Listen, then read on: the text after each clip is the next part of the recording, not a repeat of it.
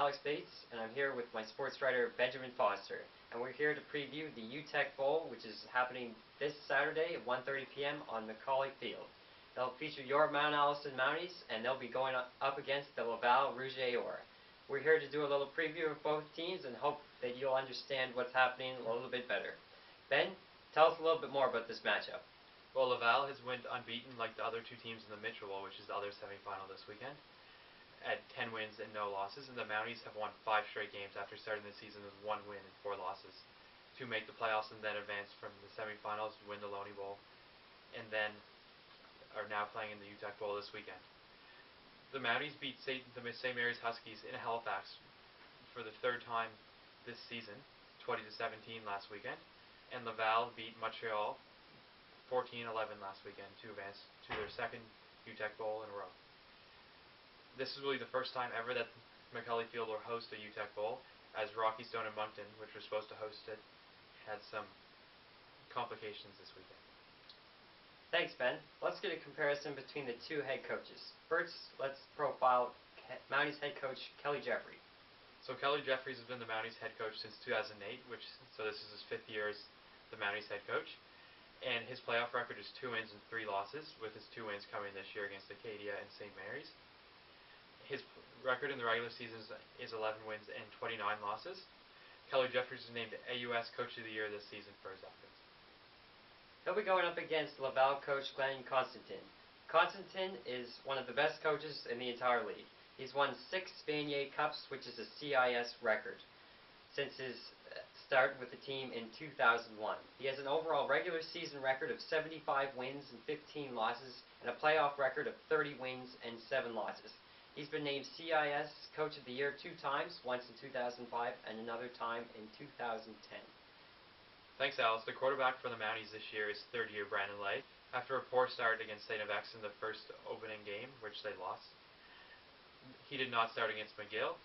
Ever since the McGill game, he has been one of the best quarterbacks in the AUS and was named All-Conference quarterback the day before the Loney Bowl. Lay finished 2nd in the AUS with 1,199 passing yards and 6 touchdowns this season. Alex Skinner is a quarterback from Ottawa, Ontario, and he has over 1,000 yards passing in the RSCQ this year. He threw for 8 touchdowns and had a completion percentage of 68.6% this year. And he'll be a strong force for the Rouge this weekend. Tell us a little bit more about AUS MVP Jordan Botel. Well, Botel has both been the Mounties MVP this season and the AUS MVP. He's been known to carry the ball more than 30 times a game and has finished some games off for the Mounties all by himself in the second half this season. He led the AUS with 758 yards on the ground and also 6 touchdowns rushing. What do you know about the stingy Rouge defense? The Rouge defense is easily one of the best in the country. They allow only 11.3 points per game and went into Montreal last weekend against the 7th best rushing attack in the league and held them to only 33 yards. They're headed by Vince Desloger and Sean Gauthier. Desloger recorded 8.5 sacks this year, and Gauthier recorded 33.5 tackles and recovered 2 fumbles. They will tell us more about what the Laval offense will be up against this weekend in Macaulay. Well, the Mounties defense has been the backbone of the team this season. Well, if the offense wasn't producing in the game, the Mounties defense has kept them in the games throughout this whole entire season. Guys like Michael Bohan, Jordan Reddick, Jacob LeBlanc, T. Nguyen, Devontae Sampson, and Donovan Sanders come to mind when you think of the Mounties' best defensive players. They will play a huge role if they plan to stop the potent Laval offense this weekend. It's easy to forget about special teams, but special teams has been a key part of getting points on the board for the Mounties this year. Ben, tell us a little bit more about the Mount Allison special teams unit.